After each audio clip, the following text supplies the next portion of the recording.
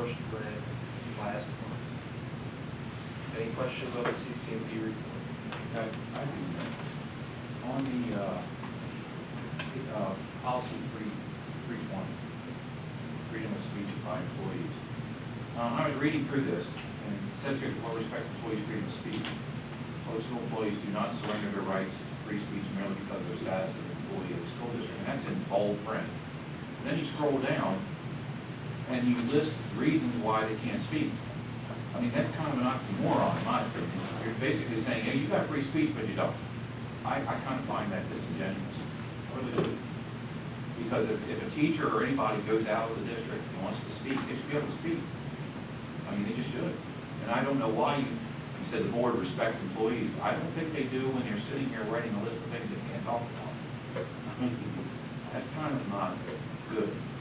They're talking about the difference between a citizen that has free speech, but when they're a teacher, they have certain things they can't talk about in a classroom. No, we're talking about outside the classroom. Well, Because it says is not engaged in the performance of its assigned duties. That means they're not. That's what I'm trying to say. well, let's see. I mean, I could sit here and talk for an hour on the First Amendment. I don't think you want me to do that. I'll start here, that this policy not only is recommended by PSBA, but it's consistent with U.S. Supreme Court precedent, and it's consistent with what we see in school entities across the Commonwealth. So I don't necessarily have any concerns with it. It does accurately reflect the state of the law with respect to First Amendment rights of public school employees. I don't think, and to that point, nothing in this is, in my opinion, this school district doing anything different than what is in policy pretty much all throughout the state. David, if you don't mind me saying so, when you look at like number 4, I mean, this is crazy. They can't speak if it interferes with the operations of the school district. Well, everything interferes with the operation of the school district. I mean, that's a blanket statement. That's like saying, all right, you teachers can't speak at all, but you have freedom of speech. Interfering with the operations of a school district happens everywhere. I mean, it happens everywhere on every level. So what is that supposed to mean?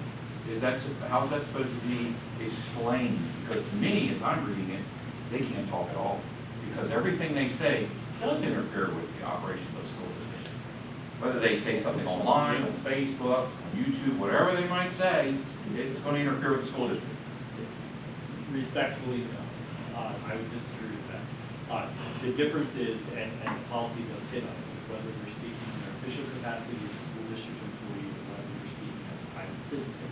And then the analysis goes on in the Supreme Court cases when you're speaking as a private citizen, are you speaking on a matter of public concern or political speech, or whether you're speaking on a private issue. But even in those instances when you're speaking on a matter as a private citizen, if it does interfere with the operations of the school district, we as an employer have the right to address that, and it would be my recommendation to the board that you include that policy language to allow you to do so.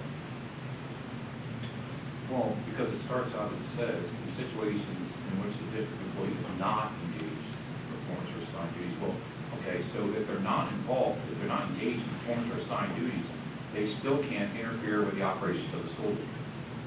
And I mean, that's what I'm reading. So if they're at home and they're not doing their duties and they're not engaged, they're still not allowed to talk. I mean, that's kind of crazy.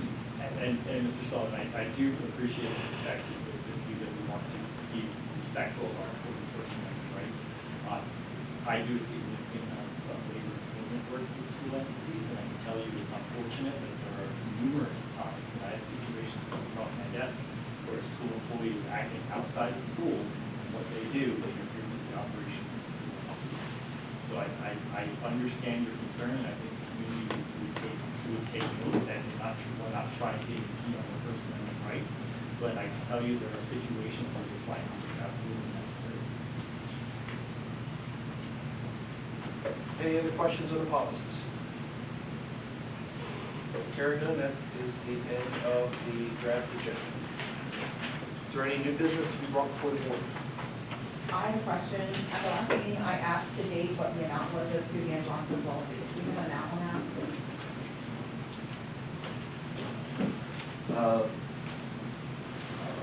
I appreciate that question, and I know Suzanne Johnson is not here tonight. I'm hoping she's here virtually.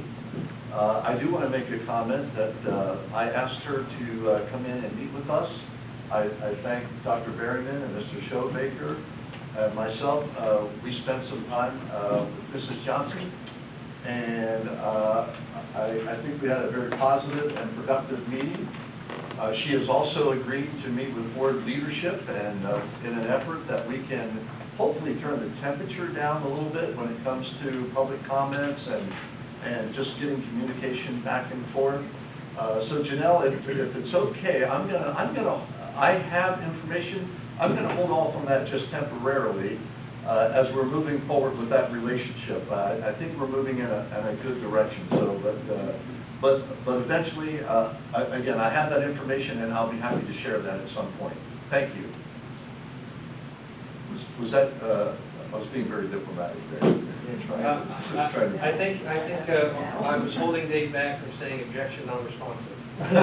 So, Dr. Moore, if I may jump in on that, because I won't be here at the next meeting as we know the client, and I think it makes one reason this is called, so you have 2 months to do invoices on your agenda for approval totaling, I think, 26-ish thousand.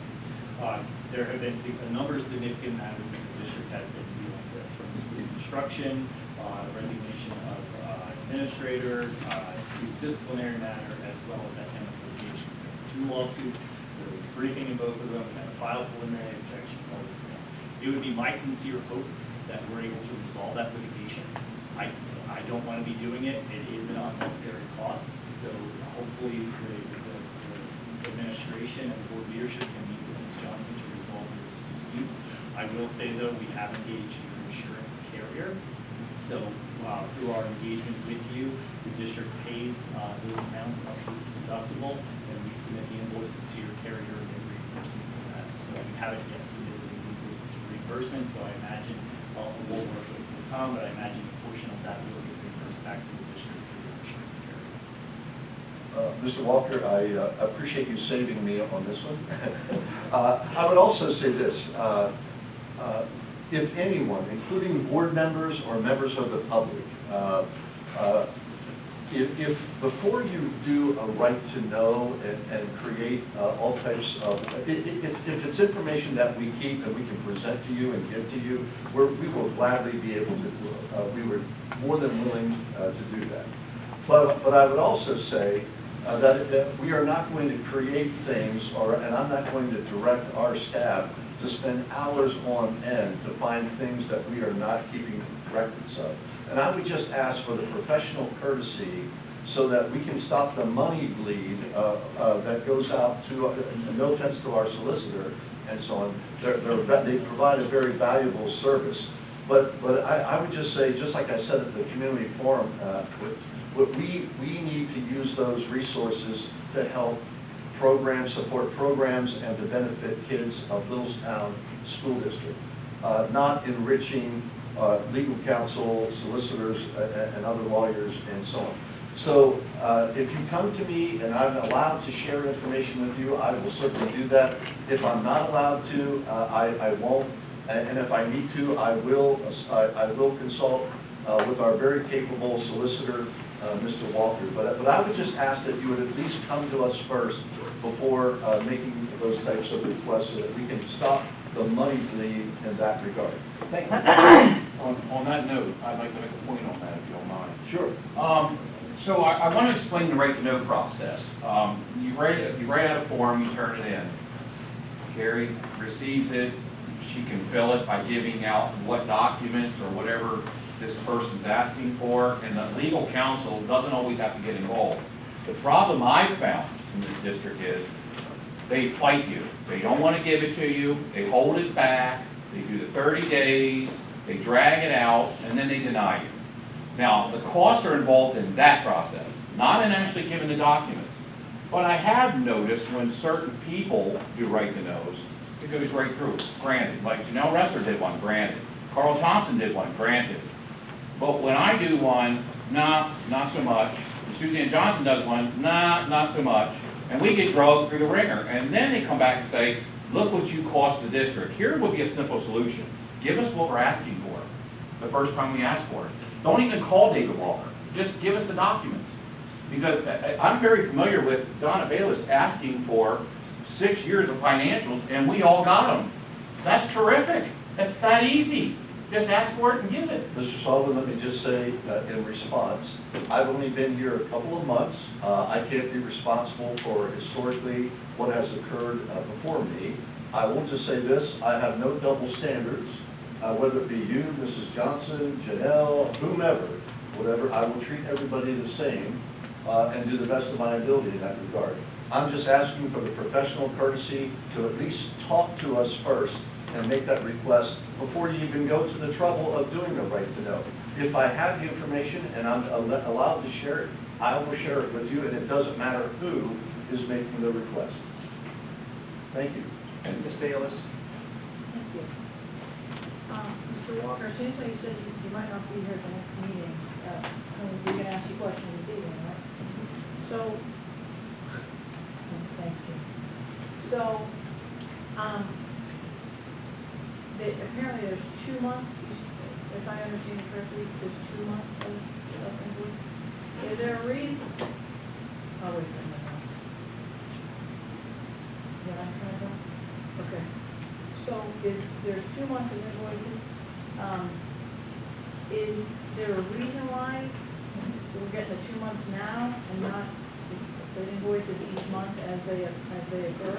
We bill monthly. Yeah, I assume the internal review process is where the meetings now Tom can answer that. Yeah, I had a request, right? Yeah. I had a request, an updated one, but somehow it got lost in the email. Either I misplaced it when they give us a balance of account that showed 2 months, and I requested a new one, and now 2 months are on. Otherwise, yes, it would have been last month's meeting in 1 month.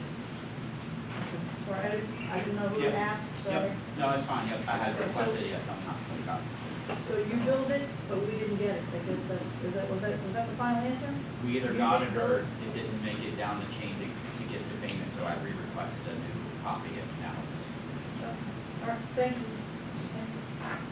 And one more item, Nick. Yes. I'd like to indulge the board in this conversation really quick. Hopefully it's really quick. It's quick. One thing I've noticed is we have one item that needs to be put in the red recording section, and that's that audio device, because it is not in the recording section. I would suggest the board follow the board guidelines and put that back there, because that should not be sitting up here. That should be back with the camera. It doesn't matter, it's recording. That is a recording device. That belongs back there. You need our microphone? Well, can I put my microphone up here? Okay. Can I put my microphone? All right. Can I put my microphone up here? All right. I'm not We're going to come back to order. We're not even going to dignify that. Of course not. Um, So now you're breaking your own guidelines. Gentleman's not recognized. I don't need to be recognized, it's right there.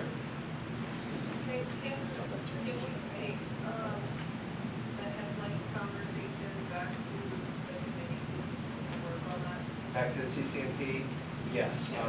We received your email, and I will have a conversation with Judy in preparation for that, and we can have the main discussion on the 24th and 25th. Okay. And your mom said she'd probably bring it. Yep. Any other new business to be brought before the board? Yes, I'm gonna respectfully, Dr. Moyer, I'm not okay with that answer, and I would like an amount, at least maybe an estimated amount. A lot of questions on Tuesday at the polls, and at our forum the week before, so I think the community has a right to know, at least an estimate, I don't have to know the exact dollar amount. Well, up to this point. Mrs. Ressler, at that request, I will go ahead and share this. Is this both all to up to date? This is for the past 6 months. So we have several categories by Saxton and Stump. General, real estate, auditor, policies, personnel and employees, right to know, charter schools, special education, construction, the school district versus Suzanne Johnson. That's its own category. For the past 6 months, under general, $15,109. For real estate, $933.50. Our auditor, $212.50. Policies, $1,099. Personnel and employees, $4,496.50. Right to know, $107. Charter schools, $1,757.25. Special education, $2,835.50. Construction, $204. School district versus Suzanne Johnson, $22,770.83. Our total is $49,525.58 for the last 6 months. Mr. Showbaker, in case I'm mistaken, I think we budgeted approximately $66,000 for the year. So obviously, almost $50,000 over the past 6 months. We are on course to way overspend in that area. So that's why I'm asking for some grace on this and for our public and our board members to give us the professional courtesy of trying to resolve things before going through all kinds of other measures. And I appreciate the question. Thank you. Dr. Moyer, on that note, really quick, that was very fast work. Thank you for that. Yes. Maybe we should put you on the Kathy Griffin 9 months ago that I asked for, because I haven't seen them yet. And I know Janelle I Rest don't is know real what good friends category with that her, falls into. but I want to know what the costs were for Kathy Griffin for both right to knows for the same material she was denied the first time. Okay. That's a cost to the It's district. in the right to know category. If you ask me that, I will, if I can get that. No, I asked 9 months ago, over 9 months I ago. was here the past 2 months, But Dwayne. you did fast on this one. You got Suzanne Johnson really quick. I was asked about this at the last public meeting, so I did some homework. That's why I have it. That's the first request you're asking about with Kathy. No, it's not. It is to me, No, I asked you the last meeting too, and I brought up that it did over 6 to months. me. No, it was to you. I guess because of my age, I'm having memory loss. And I brought up the fact that Mental had hung me over for over 6 months. Well, it's been 8 or 9 months Now, you now. asked it to be put on the website, you didn't say. No, I did not ask to be put on the website. I asked to have the physical charges sent to me.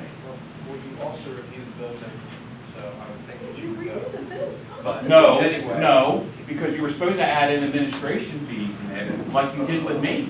The board will receive information and conduct a planning meeting post adjournment with the superintendent and search consultants. Can I have a motion to adjourn? So moved. Second? Steve Yurger. All in favor? Aye.